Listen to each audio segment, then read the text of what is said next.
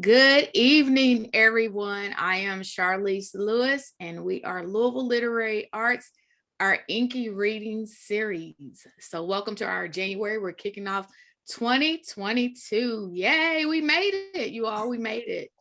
In the midst of a pandemic, we're here another year. So thank you all so much for joining in tonight. We are going to have two, I call them literary artists, who are going to be presenting their readings tonight.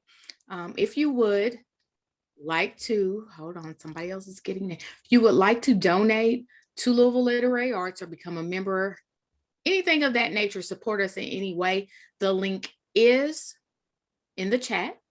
And as we go along, you'll be able to put information in the chat if you want to ask some questions, if you want to just give some kudos, if you want to do the, what is it, finger snapping? If you want to do that, you can show yourself on camera and do that. However you want to support our readers tonight, you're welcome to do that. I do, like I said, want to be respectful of time. So I'll go on and kick off our first introduction for our first reader, who is Lynn Slaughter. I'm going to read her bio. After a long career as a professional dancer and dance educator, Lynn Slaughter earned her MFA in writing popular fiction from Seton Hill University. She writes coming-of-age romantic mysteries and is the author of the newly released Leisha's Song, a Moonbeam Children's Book Awards bronze medalist. While I Danced, an epic finalist. It Should Have Been You, a silver Falcon finalist. Is that right? Did I say that right? So, all right.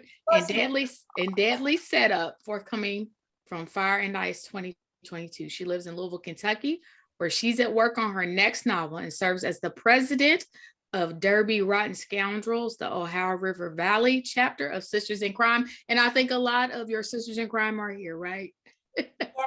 Yes. Yeah, all right. So welcome, Lynn. Welcome. And you can have your way. Okay, thank you, Charlize. Well, first up, I just want to really say how happy I am to be here tonight, how appreciative I am of Charlize and Louisville Literary Arts inviting me.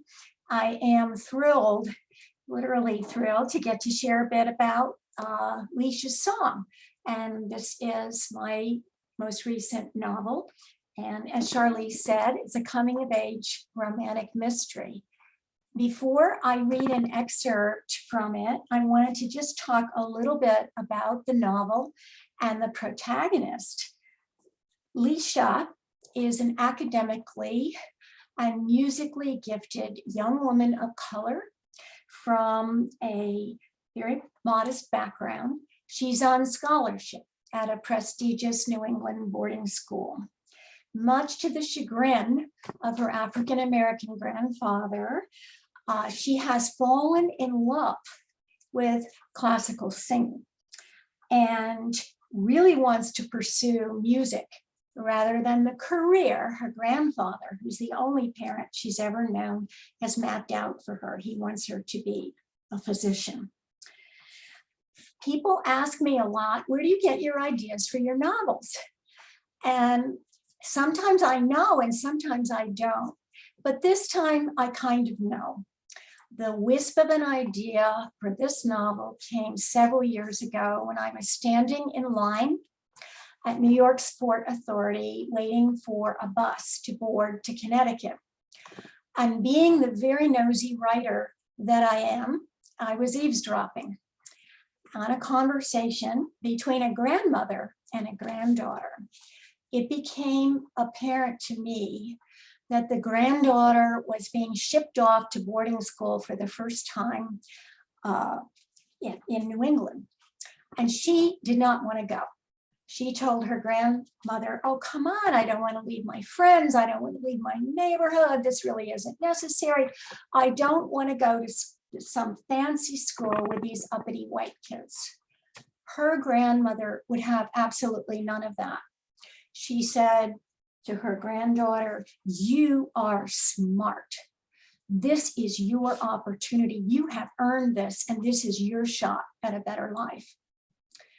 The whole interchange got me to thinking, what would it be like to be this whip-smart young woman of color from a low-income background who was suddenly thrust into a boarding school populated mainly by wealthy white students. The character of Leisha is also loosely based on my roommate. One summer in college, when I was doing volunteer work in an African-American community in Atlanta, my roommate was an aspiring opera singer who at that time was attending Howard University. Every night after work, she would go down to the basement of the house where we were living and she would practice. She had a voice from God. She would absolutely give me chills whenever she sang. And one of the highlights of that summer for me was that we got to perform the Lord's Prayer at MLK's Ebenezer Baptist Church. My roommate Cynthia sang and I danced. So that's a little bit about where the initial inspiration for the character of Leisha came from. Now, as the novel opens, Leisha's vocal teacher and mentor has abruptly resigned and disappeared. She sent an email to the headmaster, Mr. Ainsley, and said, gotta go, leaving, left no forwarding address, left all her stuff behind. It was very, very sudden. Leisha is convinced that her teacher would never have left like this in the midst of preparing her vocal students for a very prestigious competition. She's convinced something's terribly wrong. She needs to find her teacher and make sure her teacher is okay. In the scene that I'm about to read to you, Leisha has just found out that this teacher has in fact left, and she also is very concerned not only about herself, but about Randall, the other vocal student that she's been coaching for this competition. She's coming into the cafeteria and she's pretty upset. So we'll start just with this part. After scoping out the lunch buffet, I settled on comfort food, grilled cheese and tomato basil soup. Then I scanned the dining room for Randall. I wanted him to know about Ms. Wells before Mr. Ainsley made the announcement to the whole school. He deserved that much. He usually sat with Cody and the other guys from chamber orchestra and concert choir. But when I spotted them, Randall wasn't there. My heart caught in my throat when my gaze met Cody's. He waved and gestured for me to come sit with their group, but I shook my head. If ever there was forbidden fruit for a girl like me, it was Cody Harrington, the twin of my roommate and frenemy, Jody. Their father was some major player on Wall Street who raised millions for conservative political causes. Read, protect the privileges of white rich old guys and let all those brown folks fend for themselves. And their mother? She was your typical Upper East Side socialite whose idea of a rough day was a workout with her personal trainer, followed by a luncheon for the hospital auxiliary board. In case you're wondering how I know all this, it's because Jody was on the phone with her every day while they went over their calendars ad nauseum. When the twins are together, a lot of kids call them Kojo, but not me. As far as I'm concerned, Cody's nothing like his sister. Well, except for their looks, which in my opinion work a whole lot better on him. He reminds me of that actor, Adrian Brody. He's tall and gangly with a nose that's too big for his face, but his eyes are beautiful, the color of warm, dark chocolate. And when he smiles, it's like his entire face lights up and wraps you in its warmth. We got to know each other in the fall when Ms. Wells decided she wanted us to work on Andre Previn's vocalist, piano, cello, soprano for a school fundraiser. Whenever Ms. Wells had us run through our parts separately, I couldn't take my eyes off him. It was like he played the cello with every fiber of his being, his whole body totally involved. The way you play, I don't even know how to describe it. It's so amazing, I told him on one of our breaks after we'd worked together for a couple of weeks. His dark eyes gleamed at me. Your voice makes my heart hurt. He flushed. Even the tips of his ears turned bright red. In a good way, he added. Sorry, that was lame. Then he gave me an apologetic smile. My stomach fluttered. OMG, I would not feel anything for a white boy. How many times have Gramps and Aunt May told me that's what got my mama into so much trouble? But my heart ignored me.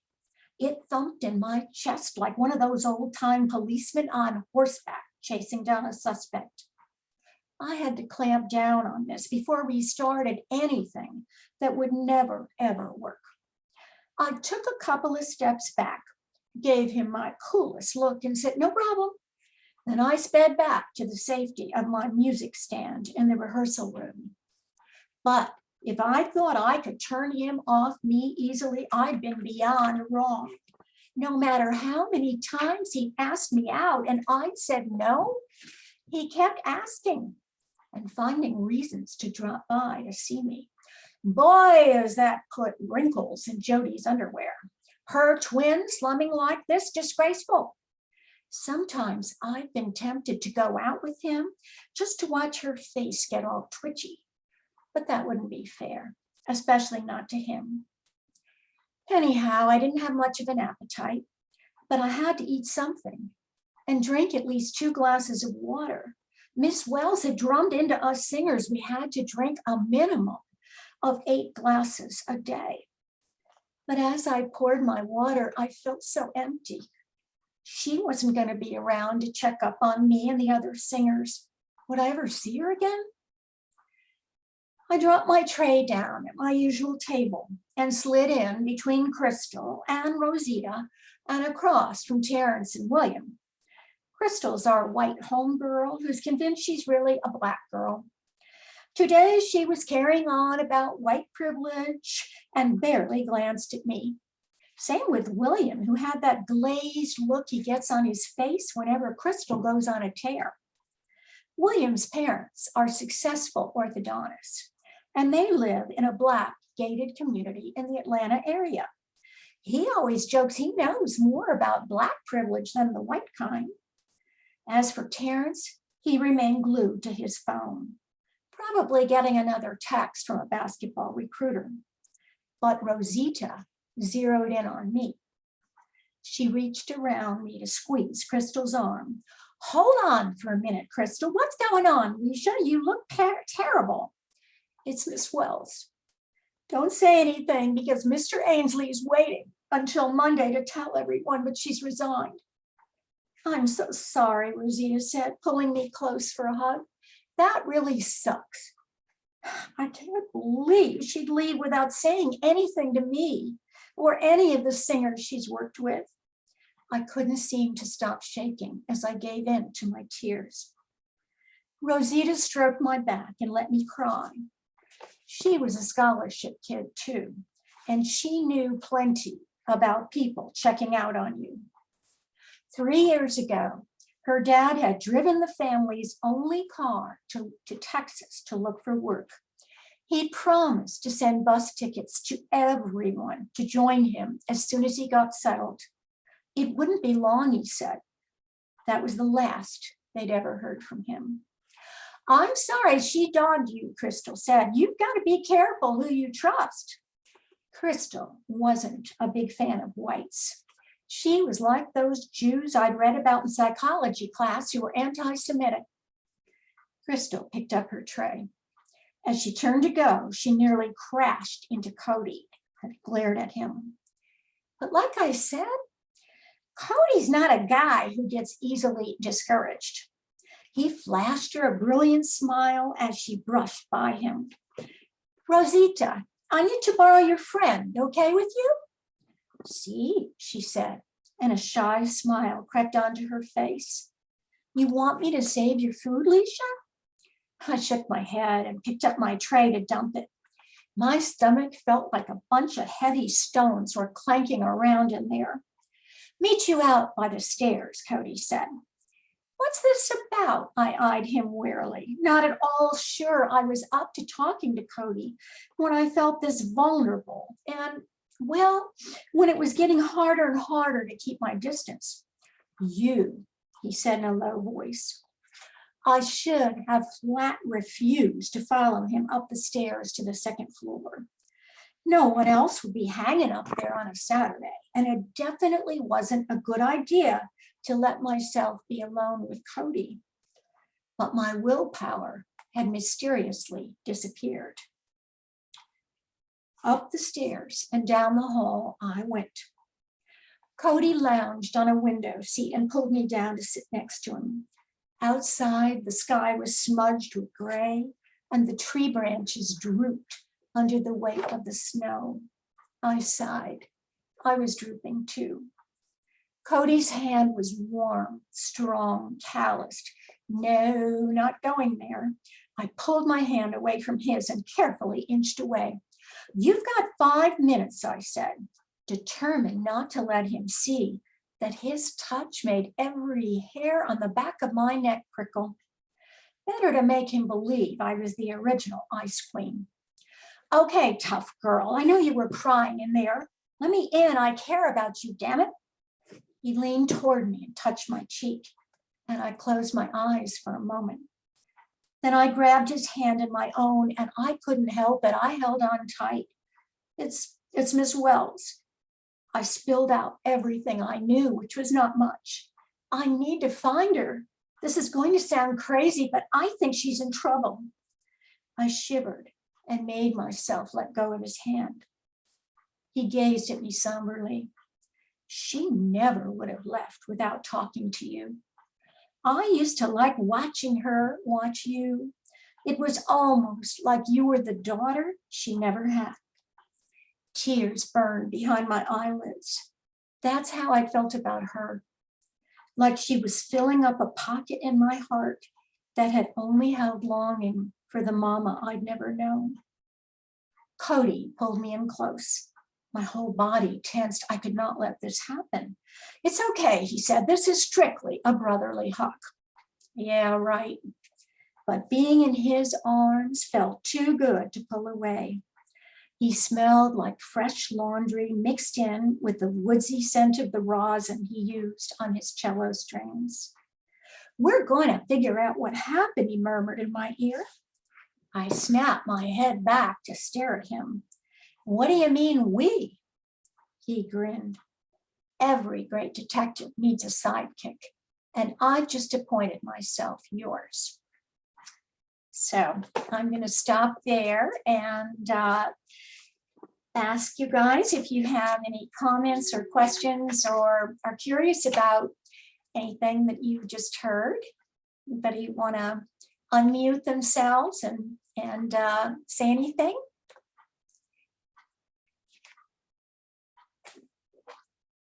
Okay. Apparently not. Apparently not. Okay. I'll start, Lynn. I have a question for you.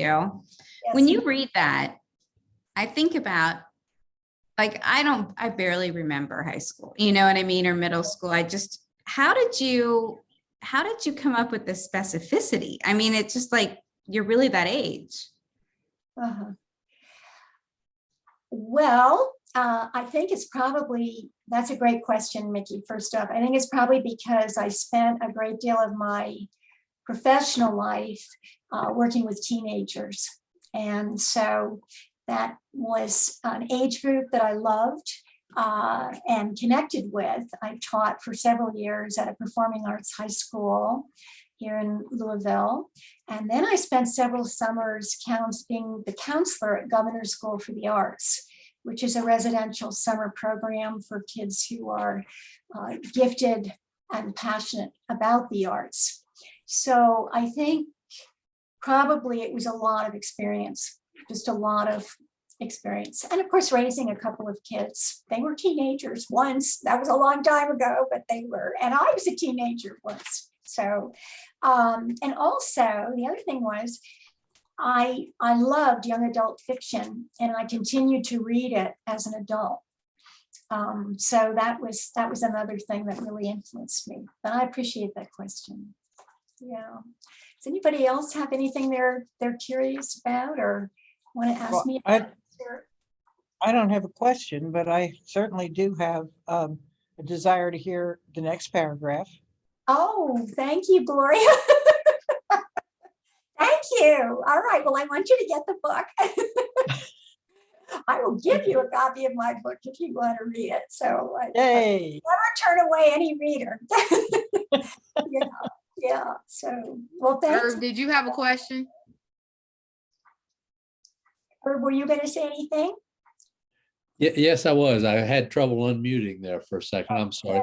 I was wondering if you have written any other books about people of color. Only as secondary characters. You know, Okay. they appeared in all of my books, but they've been secondary characters. So as a white writer, obviously that was a big decision for me. Yeah. To decide that I felt I was going to take a stab at this. But I guess, Irv, in addition to the fact that I'm a longtime white ally, I have some skin in the game because 3 of my 5 grandchildren do not identify as white. And I feel very, very strongly that I want all young people, including my grandkids, to be able to see themselves in books. And so I felt it was something I wanted to do. That's something else you and I have in common. I have 4 grandchildren and they are all biracial. Yes, yes. So you know where I'm coming from. Yes, I do. Well, a very different perspective on life, I think. It really does. So, yeah. And I did feel, I actually originally got this idea in my last semester at Seton Hill, which is where I earned my MFA. And I was questioning whether it was okay for me to do this. And I got a lot of strong encouragement from my fellow students who were of color and said, oh, don't be ridiculous. Of course you can do this. But I do think, you know, it's a challenge. It's a challenge anytime you write outside of your identity group. I mean, I think a lot of men have struggled to write women characters realistically and vice versa. So, you know, it's a challenge anytime we write outside of our identity group. But I think one thing that we writers do have is a certain amount of empathy and curiosity and willingness to learn and listen. So. My sister paid me what I consider to be a pretty good compliment. She told me that I probably write better female characters than any male author she has ever read. Wow. Yeah. Wow. I was very pleased to hear that. I know. Doesn't that make you feel good? Yes, it did. That's fantastic. That's wonderful, Irv. Yeah, that's really great. Well, does anybody else have anything they'd like to ask me about or curious about? I'm getting radio silence here.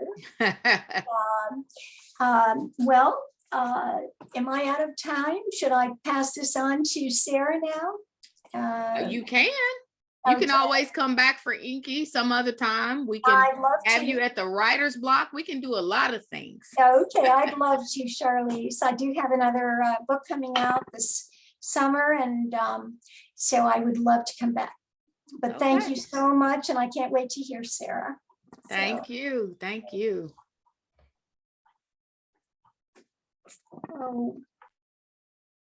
All right, Sarah, you ready? I'm going to do your intro now. So our next reader is Kentucky poet, folklorist, and educator, Sarah McCartt-Jackson. She has been published by Indiana Review, Journal of American Folklore, The Main Review, and many others. She received an Al Smith Individual Artist Fellowship from the Kentucky Arts Council, who is friends to the LLA. And she has served as artist in residence for Great Smoky Mountains. Now I'm going to mess this up. Catoctin Mountain. Yeah. Oh, I got it. Okay. You got it. Homestead and Acadia National Parks, among other residencies. Her poetry books include Stone Light, Calf Canyon, Vein of Stone, and Children Born on the Wrong Side of the River. She teaches poetry, environmental education, elementary school, and I do have her link in the chat if you want to peruse her website.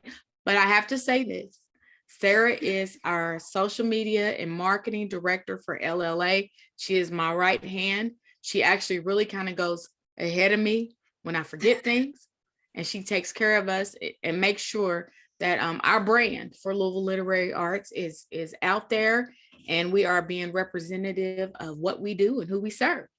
So Sarah, thank you so much for agreeing to read for us tonight. I know I got you at kind of, the holiday season, but I was hoping that, your heart was going to be soft for me during that season and say, yes, you did. So I Snuck up on me, Charlize. I thank you.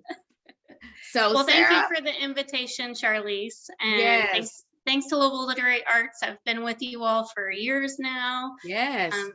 First as a reader, then as an instructor for the workshops, and now I get to be right here with Charlize. So I'm really excited to be able to do that and be able to be a presenter as well and a reader. So it really just encompasses a lot of the stuff I love. So thanks, Charlize. Thanks, Eric. And thanks all of you for being here tonight. I'm going to read several different things. I'm going to start with poems from my book, Stone Light. I'm showing the cover because I'm madly in love with the design of my cover, which I did not design. My book designer did that. So Stone Light is my full-length collection, and just a little background on it. It's a lot of people don't pick up poetry books. I know it's shocking to hear that, but a lot of people shy away from reading poetry. And so when I wrote Stone Light, I set out to write a book of poetry that I thought might be able to bring in non-readers of poetry. So I did that by writing it like a novel. So it's poems, but it follows a narrative arc. There's a plot, there are characters. And so I'm going to tell you a little bit about those characters, and I'll read a few poems from it and hopefully spark your interest in finding, you guys finding out what happens to my characters here. Like Lynn. Great job, Lynn. I'm so happy to be here reading with Lynn. The first poem is Kentucky Rose, and this sort of sets the scene for the whole book. It's the very first poem in the book. And Kentucky Rose is also a quilt pattern, which is a motif that follows throughout. And I should also mention that in addition to my MFA in poetry, I have an MA in folk studies, and my professor is here. One of my old professors is here. I see you. And so I wrote actually several of these poems while I was earning that master's, because I was getting them both simultaneously. At one point, my years were overlapping. So there's a lot of folklore that I have built into this book, specifically Appalachian folklore. Kentucky Rose. The soil is a vein of stone the company calls blue heron to indicate its grade. A bituminous grease in the pleats of eye lines and thumbnail quick, in the corners of Eli's mouth, until everything tastes like the long coal throat of mine 18. Soil which begins curled tight like an animal crouched beneath limed rock, like a mole that burrows under the stone crop and tick seed germ, slicking clay and loam. When the coal camp sleeps, the dust skulks back into the tipple rivets, into Eli's eyes brown as a bottle lip. Above him, miles of black ocean sag. 5 days and a riverside away from his wife, Aura, Eli knows the rain by whether or not his ankles slap through coal water, whether the sludgy drip of soil seep oils his palm. And when the earth hush of that shaft struggles to slip from the blue shale stitched above the carven, the sound becomes the rasp of a carpenter bee's mandibles, boring tunnels into the porch wood, to remove its yellow poplar, grain by grain, gram by spittled gram. So the book follows, thank you, Irv. Thank you, Lynn. The book follows our two main characters, which are Ora, which is spelled O-R-A, which is actually my granny's real name, and Eli, who's her husband. And so this takes place at the turn of the previous century, where they're moving from subsistence farming, the economy is moving from subsistence farming to a cash economy based in coal mining and extractive industries like that. So Eli has left to go work in a coal camp. So this next poem I'm going to read is based on a folk belief that you shouldn't, an Appalachian folk belief, but I'm sure it's held other places too, that you shouldn't name your children before they are born. And it's called Ora Names Her Children Before They Are Born. Ora names her children before they are born, unafraid of the shadow that glides up the mountain, approaching the nest. She names them the too close sound of a child's whisper inside her ear. She names them buds on splintery sycamore limbs and the buds' curled leaves. She names them after river clay and lightning shapes, after songs she hears from the bucket dropped into the well. She names them turnip and buckeye and leather and bird feather hat and tulip and the yellow color of rooms lit by flame. She names them loneliness that can be rocked to sleep, rooms haunted by dust that crawls in between the floorboards, a thunderstorm of starlings crowding out the light. She names the fingernails, the knees, pale eyelashes, tiny shoes, caterpillar inching along the branch hung over the roof. And when her upturned hands pile up with names, she pours them onto every pine cone, fallen empty of seed, split through the staves, every fir tuft stuck to bark, every quill hollow poked through the pillow. She plants them until they return, stitched to the ridgeline bones. They tell her not to name them.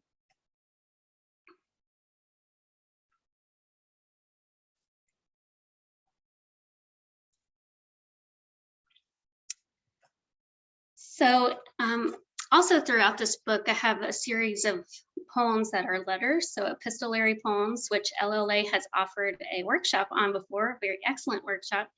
And so this next poem is a letter from Lily, and Lily is the youngest daughter of Eli and Ora. And so at this point, Eli has already gone to the camp. They don't know how he is. They haven't heard from him, but they're writing these letters. Our Father, I heard you in the well, your watery voice dripped from the mossy edges of limestone. I called you by your name and not by father or daddy or pop, because we are grown now. In the well, Flood dropped your watch. I heard the metal scrape the walls and plunk into the soil tasting water. Thought what the gears felt like as they stopped their ticking, like the sound of picks underground. Each of our steps a thunder to you beneath us. Each one of us with one ear pressed to the field. We lie in the corn beds looking down the rows and at each other. We imagine we hear you and the bone set inching its way up the stalks, the smell of earth in our water, the taste of copper on our plow. I know you're down the well. I hear you. Love, Lily.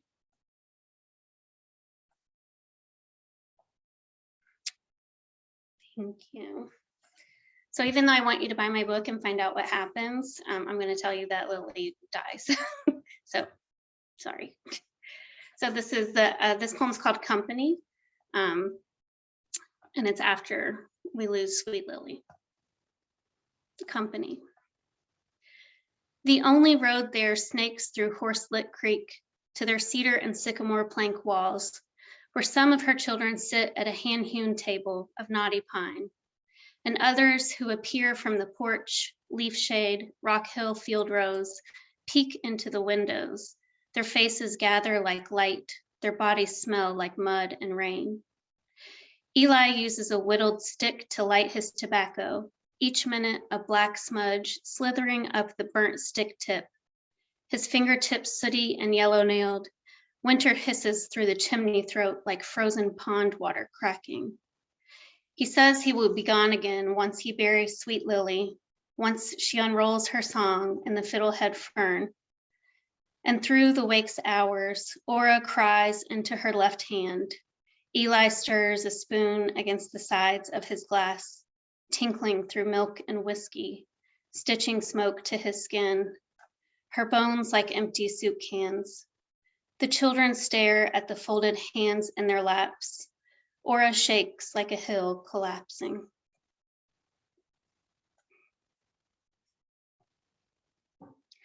Gosh, sometimes when I read these poems, I just feel like so bad for Aura that I get choked up. I'm like, oh, what did I do to this poor woman?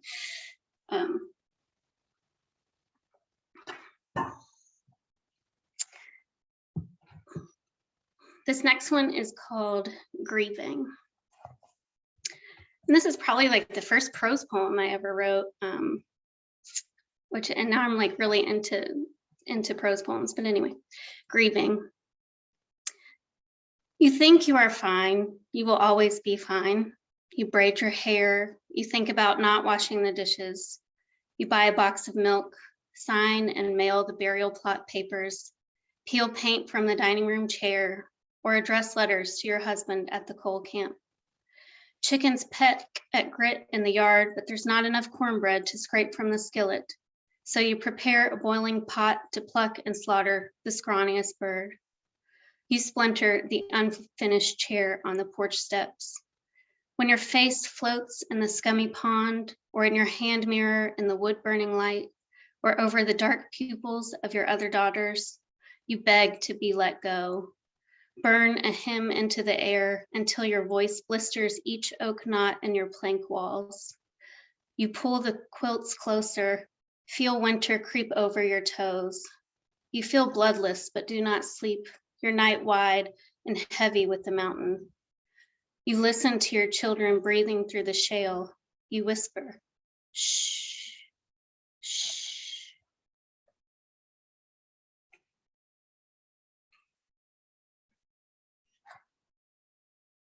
I once had an editor tell me that my poems were depressing, so guilty.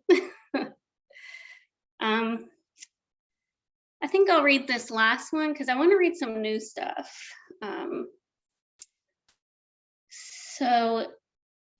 I'll read this one. I like this one. So this is a letter from Aura to Eli, and it's never clear if Eli ever gets any of these letters. And I guess I have to tell you that we also lose Eli because you'll find that out in this poem. So, spoiler. Dearest Eli, remember that corn-spoiled rooster, his thorn spurs? Remember how you loved to hear that crowing? And the night you died, that rooster crowed all night long. He did not stop all night long. Remember how you sat on the edge of our yard crowing? You crowed about how there's a rooster in each of us, strutting on the graves we carry, until we can lay them down on hillsides like crooked teeth. It enters us before we are born and hides as arms in our sleeves, tiny hairs on our ankles. Listen to me now. I see now how sleep is the skin of your last harvest, your chest a shifting field. Each corn stump, a forest of bird legs stretching beneath the ground into that root-laced dark. Each of us carries the grave, the field, the flame of a rooster crowing on walnut logs in the rafter. When you hold the note of a rooster in your throat, what you hold is no longer a bird. Thank you. So those are from Stonelight. Thank you so much. So I'm going to read some new stuff because I see some people who have probably heard a lot of these poems before. So when Charlize introduced me, I have done a lot of national park residencies. It's kind of like my favorite thing to do. I teach during the school year, so residencies during the summer are critical for my writing. So I'm going to read some poems that came out of some of those residencies because I thought it just might be interesting. I haven't read them and I thought it could be fun. So let me open them up here.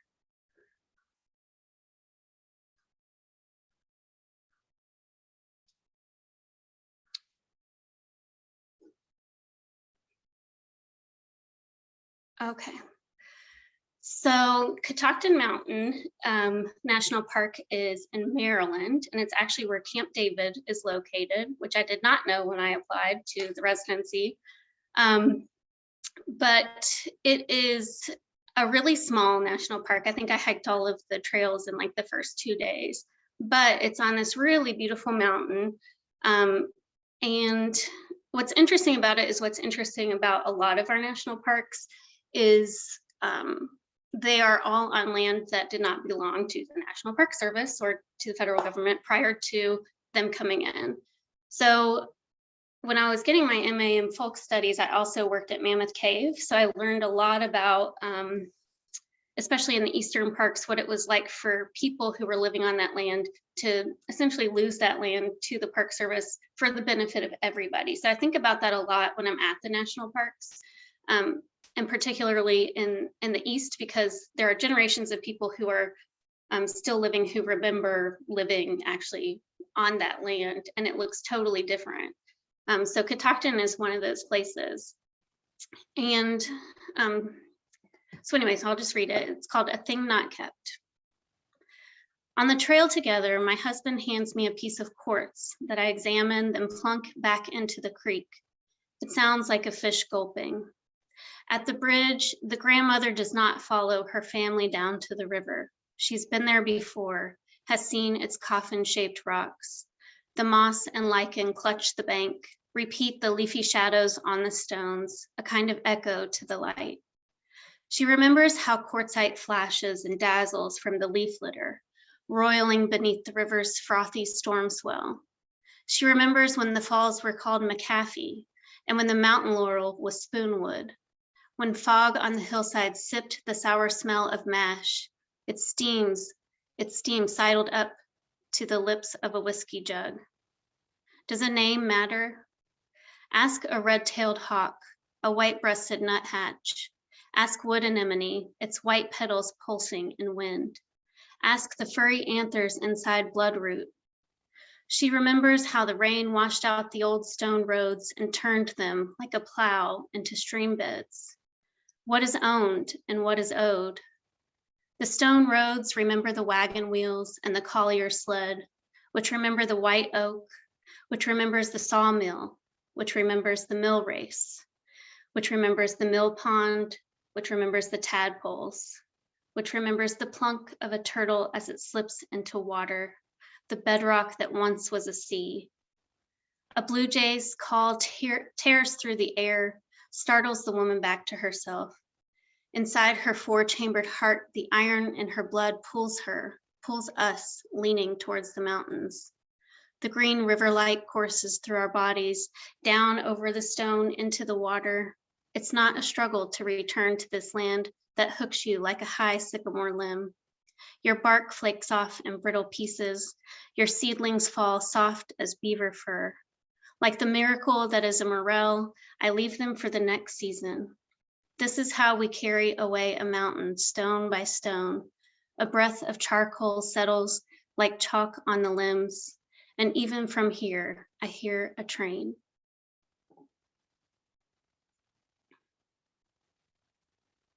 Thank you. So I also had an editor once tell me to write a few smaller poems so that I could let people breathe. So here's a little poem. This one's called Still. So in Catoctin, but in a lot of our Eastern parks and a lot of our Eastern lands, moonshining was big industry. And I remember when I was at Great Smoky Mountains National Park, there was a lot of interpretive things about stills. So this one is called Still. My daddy uses whiskey to steady his palsy. My cousin drowns the other cousin, whose name we scratched off the family tree. She fills the hole in her belly big as a moon that sings like an old guitar underwater. A trail can lead you to the still. A ghost might carry you out.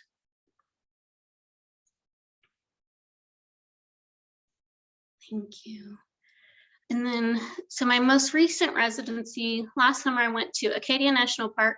Those poems aren't ready yet to share, but I also went to Homestead National Park in Nebraska. And Homestead is a really interesting national park because it's built around a piece of legislation. And it's the only park in the system that's built around a piece of legislation. And talk about like thinking about land that's not ours, the Homestead Act really opened up a lot of Native American land. And I think that the park does a really good job addressing that. And it's also, they also talk a lot about how when white settlers came into the region due to the Homestead Act, the act of homesteading actually kind of destroyed the land and led to the Great Dust Bowl. So I thought a lot about that. I read a lot of books about that. That's always interested me, but it was really neat to be there. So Homestead is one of the, I think one of 2 or 3 like remaining untouched prairies in the United States. The other one is in Wisconsin. So it's really interesting to walk through the prairie and think about this. So this one is called Borrow.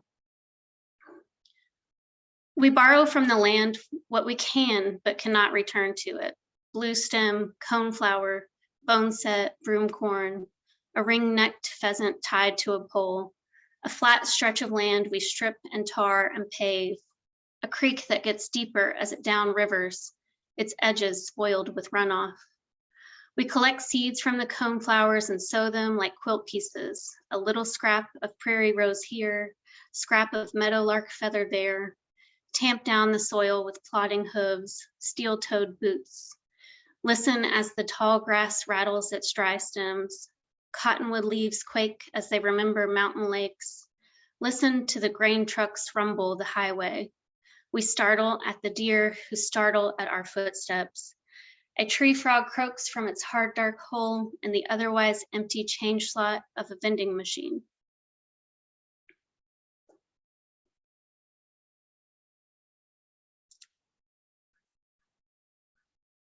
And then I'll just read one more, because another thing I have heard as a writer is one thing I do know is Kentucky writers love to write about Kentucky. So I write about Kentucky a lot. And I'm particularly partial to the Kentucky River because I grew up near it. I went there a lot, especially in the central Kentucky region. So this one's called Trouble the Water.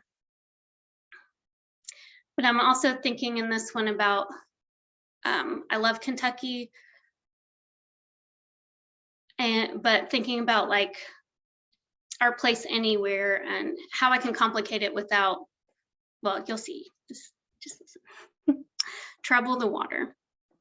When I say the river, I mean the Kentucky, its green eye, muddy in flood, palisades, slates stacked like unmatched dinner plates before supper. I mean its mud-slick banks with stony beaches, shallow portages, rapids sucked into where a tree fell and raccoon bodies catch to bone. I mean parts you can't see through, but you dive in anyway. I mean that stretch where the ferry still runs across and trees grow on the old concrete bridge trestles you might happen upon in your river tube while you're lying flat on your back with an old broom for a paddle and weed tucked in a cigarette's plastic pouch safely in your button-up pocket. I mean a rope swing someone cuts down every season and someone else rehangs. That's all. Thank you all for listening and being here. Thank you, Sarah. I appreciate you. Does Thank anybody you. have any feedback for Sarah? Just that your writing is beautiful, Sarah. It's beautiful. Thank you. You're Thank you welcome. so much. You know, there's a way in which you tie these people to this place, and it's done so subtly and so beautifully. And we see the, you know, the real vital elemental connection between these individuals and who they are and the world around them. And I don't know what kind of magic it is, but it's really, really nice. Beautiful. Thank you. Thank you. Sarah, I want to know what originally drew you to poetry? What made you become a poet? Well, I've been telling stories since before I could write. So I've always been a writer. I had some really great teachers. who encouraged me. So I do very vividly remember, like in first grade, we wrote an acrostic, a poem of our name. And my middle name is Margaret, and my family calls me Sarah Margaret. So I insisted on writing Sarah Margaret because I wanted my poem to be longer. Right. And then in second grade, I remember a poetry unit. And like I had a really good second grade teacher who saw something in my writing and encouraged me. And so from there, like I was like, oh, this is something that I'm good at. And so it was something that I just always pursued. I didn't take a writing course really. I mean, I wrote, all the way from second grade to college. And then I finally was brave enough to take my first creative writing course. And my professor there was like, you know, you're really a poet. Your fiction's good, but you're really a poet. And I was like, okay, I needed to hear that, I think. Thank goodness for good teachers is really what led me to pursue poetry. Yeah. They're just beautiful work, really very, very moving work. And just lovely. So I just want to know how does it play out in your classroom? So the thing is, so I also have a master's in literacy because I had such good teachers. I want to pass that on to my students. And I'm teaching students who are just now beginning to read. And so teaching students poems, especially rhyming poems, but even ones that don't rhyme, really helps them envision things inside their head, which is a really important part of learning how to read. You have to be able to read the words, but also picture it in your head. And so I get to be the first person who helps these kids like encounter poetry in a way that they never had before, and then learn how to read and write their own work. And that is just like, it's like full circle for me. That's great. Yeah. Very lucky students. Very lucky students to have you. Yeah. Irv, I see your hand up. Yeah, Sarah, I was wondering how much of the poems that you read about Aura and Eli, how accurate are they? Is that your grandparents? So it's purely fictional, but it is based loosely in, so when I say there's folklore included, there are things from my family, stories from my family. I use a lot of the names from my family, a lot of some like oral history from my family, but it's not my family. So Okay. I'm very clear about that. And I remember when I took the book to my granny and I was like, I hadn't told her that I used her name. And she was like, she said, well, I guess I am a character. And I was like, yeah. But it's totally made up story. It's just loosely based in some oral history. Okay, thank you. Yeah. All right, anybody else? I do want to encourage you, if you are not already part of our mailing list, to become a part of our mailing list so that Sarah can send you that lovely newsletter every month. It comes out the first week in every month, just about the programs that we have, some of our partnerships, our successes. In the last couple of months, we've received a couple of grants. We are really, really, really excited about that and the work we're planning. We do plan to have the writer's block this year. So that's awesome. It's going to probably be in November. So I want to go ahead and put that out there because a lot of people have emailed me and asked me questions about that. And we're just reimagining LLA right now. We are relaunching. We're trying to come out of the pandemic with some fresh ideas. It's been a challenge and we'll be honest about that. So if you would like to support us in any way, you can do that by becoming a member. You can also send donations to LLA. All of that is on our website. And I did put that link. And everything is also on YouTube for our InKY readings. Sarah has an awesome job about making sure that we are updated with that as well. So I just wanted to publicly say that she's awesome to work with and she is making a shine. And please, please, please also go to our social media and like, follow, or subscribe. You have the opportunity to do that and support us in that way as well. But I think we are done for the evening. This recording will be available in a couple of weeks on YouTube. Thank you so much, Sarah. Thank you so much, Lynn. And we will see you again. I hope you all again next month or sometimes this year on InKY. Thank you all. Thank you all. Thank you. Thank you, Lynn. Thank you, Sarah. Thank you, Sarah.